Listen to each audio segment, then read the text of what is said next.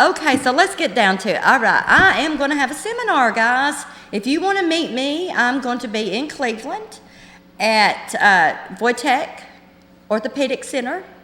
And you can look it up. It's in Cleveland. It's going to be Saturday. It's going to be at 10 o'clock, 9 o'clock Central Time, 10 o'clock Eastern, 10 to 12 Eastern Time. And I'm going to be, it's called Calm Before the Storm. If your dog gets really reactive and to the point that it's almost uncontrollable, or it is uncontrollable when the fireworks begin, I want to give you some tips. I want you to come and meet and greet me, because what we do is in June we start stressing because we know in July that the fireworks are coming. So our dog knows that our energy's changed, they just don't know why. Right. So when our energy changes, the dog's energy changes. So the dogs, they start becoming anxious. We become anxious. Then at the end of June, we start becoming fearful. We start getting really afraid because we know what's coming and we know how our dogs are going to react. Absolutely. So we're setting ourselves up for failure, let alone our dogs. So by July, and the fireworks have started, we're manic. You know, we don't think, that's all we think about. Right. So, and that's transferring on to our dogs. So when it happens and our dogs are shaking uncontrollably, well, we're over here, we don't know what to do. So what I want to do, I want you to take that dog and I want you, if it's under that table, you drag it out of that table, but you have to be a strong leader. This has to start from the beginning. If you have a dog who's pulling the leash or walking in front of you, if you have a dog who's very reactive, bark, bark, bark at everything, you already have an unstable dog. So when the noise comes, he's your leader, he's a dominant leader. So a dominant leader is already nervous because they don't want that. They don't want to be the leader. We give that to them. Whether we know it or not, when they're pulling us in, or they're walking in front of us, they go in front of us in the house, they're barking at everything, they're dominant. So when a dominant dog and the thunder comes and the firecrackers come and they can't protect you, but you can't protect them either. So it's just like a no-win situation. So what you do, you grab that dog, you put it on a leash and you put him beside you and you tell him no. You do not accept that behavior because you're the leader. A dog in a pack is not going to accept an unstable dog in their pack. You're not going to either. So, and then you redirect that, because I call it the red fear zone. I know it's never been called that, but I've been a behaviorist for years. And I call it the red fear zone. And when they get in that zone, they're not going to listen to you. They don't listen to anything, that one thing, that one boom. So when you're bringing them out and you're putting them on the leash and you're correcting that, you're bringing them back to you. You're bringing them back to their senses. And it's redirecting you too, because you're not focused on that either. You're focused on getting this dog. So when you bring him to you, it's a no, the leash, he's beside you, redirect, treats, redirect with ball, redirect with walking. I've got my lab. He was really, really reactive. 2 years old. He'd been out. You know, had a past. What we did, I took the leash. We walked. When the fireworks went off, we were walking. He would stop. I'd make him go. He would try to run out. I'd make him stay beside me. Now, when they go up, it's not totally gone, but he comes and sits beside me. He doesn't shake. He doesn't hide, but he knows I'm strong enough that you're going to protect him. That I'm going to protect him, and it's that simple. And people, years, dogs run off. They said 60%, and I can quote this, ASPCA, 5 lost pets go missing after being scared by fireworks. 1 in 5. 1 in 5. That is unnecessary. And why a pet leaves when they run off is because they don't feel like their pack's strong enough, their pack leader, to take care of them. Okay. So they run off. If you're strong enough and they feel like you're safe and you can take care of them, they're going to stay there. So, and it's that simple. When we coddle them, we let them, we give them a blanket, we cover them up, we put them. A dog's mind escalates to that fear level, and a dog doesn't know how to calm its mind down. So it needs us to step in and calm its mind down. And while we're calming its mind down, whether we know it or not, our mind's calming down. Because our focus is different. You got it. Got it. So come to my seminar, guys. I hope I gave you some tips on what's going to help you this fireworks, and because thunderstorms, you know, the CBD oil, I say training CBD oil, but the CBD oil, the thunderstorms come so quick, you don't have the CBD oil. You got it. So if you put CBD oil and my training and my tips, you're set up for success. You aren't set up for failure. So I'm going to have a lady there selling the CBD oil, Brenda Votek, Center for Orthopedics. I think it's Georgetown Road. I had it wrote, but I forgot it. But it's Georgetown Road in Cleveland, Tennessee, 10 to 12 Eastern Time. Guys, come meet and greet me. It's $20 at the door. For my knowledge, I'm going to engage you guys. I'm going to get to the bottom of what's causing your problems, why your dog is so unstable, why your pack is so unstable. Because, if one pack member is unstable, the whole pack becomes unstable. I've got 5 dogs in my house now. Yeah, and I'm going to come train you. and those dogs change according to my fosters. But see, and it's hard for you because you do have different energies coming in. Yeah. So what I need to do is make you that total strong pack leader that whatever energy comes through there, you can change that energy. Absolutely. To make it. I think I'm okay. I mean, I have room to grow. Yes. But we've done pretty good in what we've done. So. In 3 years, been a foster for 3 years. Yay. But like you said, you're getting burnt out. And that's what's happening. I'm taking a break. That's what's happening. I read that all the time. The rescues, the fosters. It's called caregiver fatigue. And you see it in rescue. You see it in people taking care of other people. You see it in daycare workers. When you're responsible for someone else over and over and you're doing their needs and everything, there's a burnout that happens. It's fulfilling. It's fulfilling, but it's also, it's tiring. Right, because in rescue, there's always another animal that needs rescued. Yeah, always. Whatever one you rescue, there's more than one. There's probably 100. Right. Especially right now in kitten season and puppy season. Are you seeing more of an influx of kittens or puppies? We're seeing both. Both. And here's the thing. We're noticing more with the kittens because we don't have the fosters for the cats. There's only like 2 or 3 of us that fosters cats.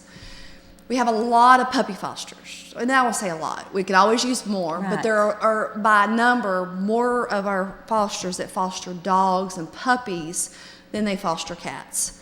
And so we're seeing that there's more need for cat help this time of year because we are able to help most of the people who come in with the puppies they found on the side of the road, or mom showed up and 2 days later gave birth in their garage, and that type of thing. So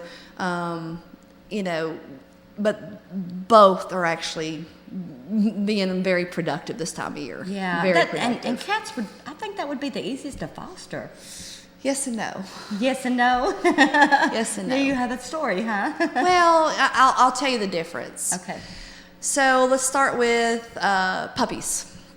So puppies, if you foster inside. So when I foster puppies, I did mostly outside. Large kennels, dog houses that were heated during the wintertime. Very, I guess you could say, humane, because people are like, dogs are not supposed to be outside. Well, you know what? When you have 100 dogs in need and you have litters of 8 to 10 puppies, I cannot clean up that much poop. I just can't. So, and very well protected kennels. So, you go out, you feed them. You make sure they have water. You play with them. You socialize them. You take them one at a time out to have one-on-one time. You put them back, switch the dogs out. And then, you clean out the kennel, which is usually, my kennels were, 10 by 20s, So every weekend we would go around and clean all the kennels out, put new straw down, all that. So that's once a week, cleaning and stuff, unless, of course we could check on them every day, multiple times a day. Well, with kittens, they're inside because you can't foster them outside because they will not be there when you go back outside. So like right now I have 6 that were feral, and I got them 6 weeks ago, and they're in a cat habitat. It's about 6 foot tall and probably about 3 foot wide by 3 foot, and it's multiple layers. You clean that litter box twice a day. You're having to feed them multiple times a day, and then you're having to. So there's difference. So it's kind of like they're in your house versus outside. Adult dogs. I have 2 that I foster outside because they just don't want to come in the house, and so they've got the big kennels, they've got the lighted dog houses, and we go out every day, socialize, walk them, blah blah blah.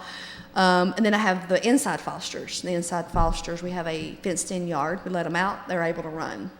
And so the adult dogs that are house trained, that we've got house trained now, are easy to take care of because you're not cleaning up after accidents and stuff. When you're training them, it's a different story. And then adult cats are the same way as the kittens. You know, you're cleaning the litter boxes and you know, they're scratching your furniture and they're climbing on top of your cabinet. So there's differences in the fostering, you know. And so I do both. And that's the reason I'm taking a break right now. Yeah. I don't blame you. 3 years, but you'll come back.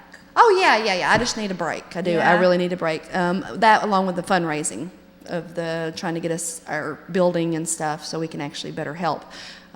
So my focus is still with Mark. It's just in a different direction right now. So exactly. So let's talk about the fireworks. Yes. Let's say that you do have a dog that's reactive and they run off. So what do we need to tell pet owners to be prepared for? You better have a tag, microchip, just any kind of information on that dog because I read there's such an influx. It's the busiest day, July the 5th, in the animal shelters. So your dog could get lost in that shelter. If it doesn't have a name tag and a phone number or a microchip, forget it. You know, it's like getting a needle out of a haystack. Right. To try to find your dog. And it could be miles away because dogs don't stop. Once they get in that fear state, they're gone. I mean, they don't think. And think about our county here. We don't have a rescue and a shelter where you could go check to see if your animal's there. We have 2 pounds. Jasper has a pound, and so does South Pittsburgh. So, you know, if you lose your dog during that time, make sure you check there first. Yes. And you have a number. What was the name of it again? Tell them again. Where they need to check. Oh, the Jasper pound and the South Pittsburgh pound. Okay, so I guess people around here know. Well, yeah, you contact some city number. I don't know that myself. Okay. And so Jasper has 6 places to put dogs. South Pittsburgh has a little bit more. So that would be your first stop because they're not a no-kill. You know, Jasper and they work closely with Mark to try to save those animals, but make sure you check quick at those pounds. Okay, all right. And then let's say that they're not there. What do you do as an owner? How can you be proactive to find your dog that's not at the pounds now? So how are you going to find them now? Yeah, I have no clue. Okay, so make sure you have an up-to-date photo, okay, both digitally and printed out. Make sure you post flyers with contact information, current contact information with the voicemail that's set up, okay? I don't know how many times we've called people back and their voicemail's not set up and we can't get a hold of them. Also, make sure if you are microchipped, make sure your address and phone number is updated on that microchip. Okay. What do you have? When is 4th of July? Thursday? It's a Thursday. So, guys, you have a little over a week. You still have time to microchip. You still have time to get tags made. I think Walmart does tags right there. Don't Right. They have a little machine kiosk, there. Yeah. Mm-hmm, absolutely. So you can get that done ASAP. Make sure you get the information out quickly. Facebook is a wonderful networking. You know, Mark has their own Facebook page. If you're looking for your animal, picture where they were lost and a contact information and someone actually sees them or finds them. So put that up as quick as you can. Put flyers. There's people who are not on the internet and not on Facebook. Yeah. So your public places. Mark has a board outside their office that you can post any of their flyers on it. You can do that. And Ingalls has a place. So there's multiple places, but make sure you get that information out as quick as you possibly can. Okay. All right. Well, okay, guys. Remember, Cleveland, I'm going to be doing a seminar 10 to 12, Georgetown Road, Vortic, Center for Orthopedics. Come meet me. You really want some tools so that you can make it through the 4th of July without pulling your hair out or losing your dog or having a nervous breakdown. Come greet me. And remember, I am your local dog behaviorist. So any behavior, any problem, I can fix in a day. Give me a call, 423-661-9929. Visit me on Facebook, Dog Whisperette or Dog Whisperette Unleashed. Dog Whisperette, y'all have a good evening, the rest of your day, the rest of your week. Until next Tuesday, me and Beth will just sit here and wait. I wish. Right. Bye, everybody.